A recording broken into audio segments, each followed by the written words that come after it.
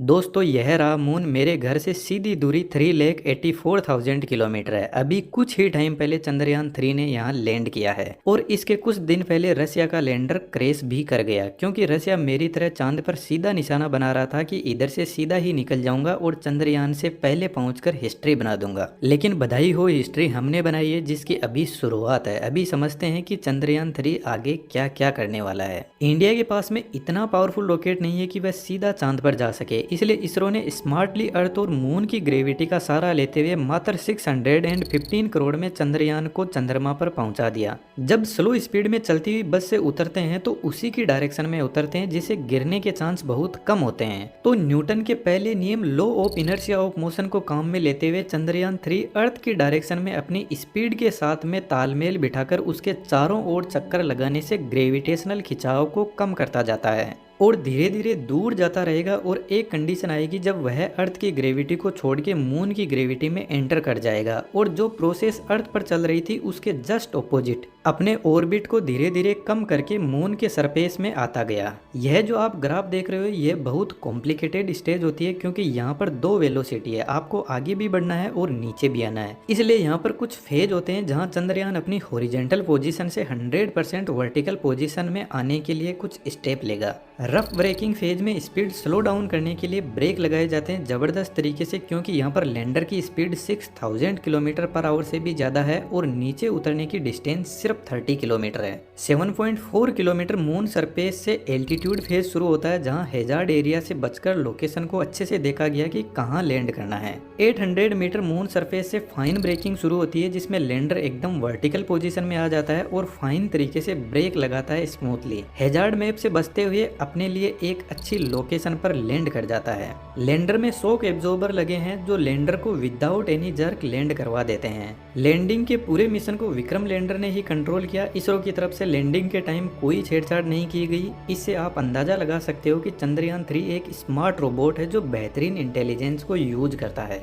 Land के 4 घंटे बाद रोवर लैंडर से बाहर निकलेगा, क्योंकि विक्रम लैंडर ने मून की मॉर्निंग में लैंड किया है और मून की नाइट बहुत ठंडी होती है, -238 डिग्री सेंटीग्रेड टेम्परेचर रहता है। तो इस नेगेटिव टेम्परेचर का रोवर पर कोई ज्यादा रिवर्स इफेक्ट ना पड़े, इसलिए पहले टेम्परेचर कंडीशन चेक की जाएगी। उसके बाद में रोवर नेविगेशन कैमरे की हेल्प से चांद की जमीन पर पैर रखेगा। इस रोवर की लाइफ 14 डेज की है अर्थ के हिसाब से, क्योंकि मून पर अर्थ के 14 डेज का एक दिन होता है और अगले 14 डेज की रात। एक छोटे से क्वेश्चन का जवाब जरूर से कमेंट में लिखना, किस रीजन की वजह से मून पर इतने लंबे रात दिन होते हैं अर्थ के कंपेरिजन में। तो जब सनलाइट प्रेजेंट होगी तो रोवर पर लगे सोलर पैनल से इसको पावर मिलेगी। यह 15 वाट की पावर जनरेट करेंगे रोवर के लिए। रोवर में 2 पेलोड है। एक अल्फा पार्टिकल एक्सरे स्पेक्ट्रोमीटर लगा है जो मून पर मिट्टी और पत्थर से इन सभी एलिमेंट्स की खोज करेगा, और second laser induced breakdown spectrometer जो पानी की जांच के लिए केमिकल कंपाउंड और मिनरलोजिकल कंपोजिशन की स्टडी करेगा। रोवर पूरे डाटा को लैंडर के पास में भेजेगा। लैंडर इस डेटा को डायरेक्ट अर्थ पर भी सेंड कर सकता है। इसके अलावा चंद्रयान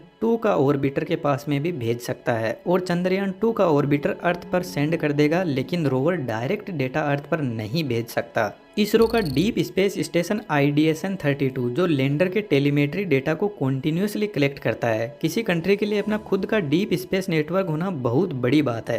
सबसे पावरफुल नेटवर्क अमेरिका का है, जिसने अलग अलग कंट्री की लोकेशन पर ऐसे एंटीना लगा रखे हैं स्पेस डेटा को कलेक्ट करने के लिए। तो चंद्रयान 2 के फेलियर पर इंडिया ने भी अमेरिका से कॉन्टेक्ट किया चंद्रयान 2 के साथ में हुई प्रॉब्लम्स को जानने के लिए। बात करें लैंडर की तो इसमें टोटल 3 पेलोड है। इसकी पावर जनरेशन कैपेसिटी 738 वोट की है, जो इस पर लगे पेलोड को स्टडी कंडक्ट करवाने में हेल्प करेंगे। इसके पेलोड जिसमें एक का नाम है रंबा, इसकी फुल फॉर्म आप यहाँ पे देख सकते हो, जो आइंस और इलेक्ट्रॉन्स को चेक करेगा टाइम के साथ में होते हुए बदलाव के साथ में। चेस्ट सेकंड नंबर का पेलोड है जो पोलर रीजन्स पर थर्मल एक्टिविटी यानी टेम्परेचर वेरिएशन को मेजर करेगा। इसके अलावा थर्ड पेलोड ILSA जो बहुत ही इंपॉर्टेंट है, जो सिस्मोसिटी जिसको अर्थ पर अर्थक्वेक बोलते हैं और मून पर में भी मून क्वेक बोला जाए, उनको चेक करेगा। और मून के अंदर क्या है यह सब भी पता करने की कोशिश करेगा। आप देखोगे लैंडर पर और भी बहुत सारे सेंसर और डिवाइसेस लगी है जिनका काम अब लैंड होने के बाद कंप्लीट हो गया है। इनका काम बस इतना था कि लैंडर को सक्सेसफुली लैंड करवाया जाए। 14 डेज तक डेटा अर्थ पर भेजने के बाद रोवर लैंडर में चला जाएगा और यहाँ का टेम्परेचर -238 डिग्री सेंटीग्रेड तक रिड्यूस हो जाएगा। नेक्स्ट 14 डेज के बाद जब वापस साउथ पोल पर सनलाइट पहुंचेगी तो यदि रोवर और लैंडर के पार्ट्स काम करने लायक बचेंगे इतनी ठंड के बाद में, तो यह फिर से अपनी स्टडी कंटिन्यू करेगा जिसके चांस ज्यादा नहीं है। उसके बाद में लैंडर और रोवर हमेशा के लिए डेड हो जाएंगे।